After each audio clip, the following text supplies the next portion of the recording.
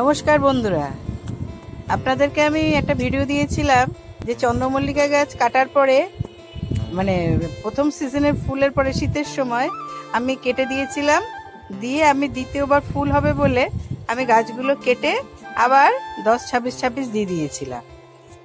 আমি দুদিন মাত্র 10-26-26 দিচ্ছি, আর রেগুলার যেরকম জল দিয়ে গেছি। দেখুন আমার গাছে কীরকম ফুল ভরে আছে। আরও বাকি গাছগুলো ফুল হয়েছিল, তখন আর ভিডিও করা হয়নি।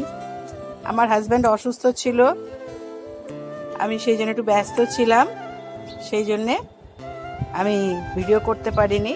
তবে এই দুটো গাছের এখনও ফুল ফুটে আছে, দেখে এখনও ফুটছে, দেখুন কুড়ি এখনও ফুটছে, আরও কুড়ি আছে।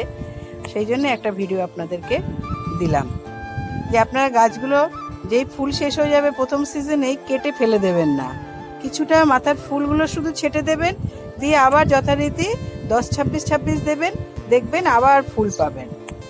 আগের মতন অত না হলেও কিছু তো পাবো, কারণ আমরা এই পুরোনো গাছগুলো তো এমনিতেই কেটে দেবো, এই গাছে তো আর নেক্সট ইয়ারে ফুল পাবো না, এর থেকে আবার নতুন চারা করব। তা যতদিন ফুলগুলো পাওয়া যায় সেই জন্যেই আমি এই চেষ্টা করি, এবং এই চেষ্টায় দেখুন বেশ কিছুদিন আবার এই ফুলগুলো থাকবে, দেখতেও ভালো লাগবে বাগানে। আপনারাও এরকম করে দেখবেন, খুব ভালো লাগবে। আপনারা ভালো থাকবেন, সুস্থ থাকবেন। অনেক ধন্যবাদ।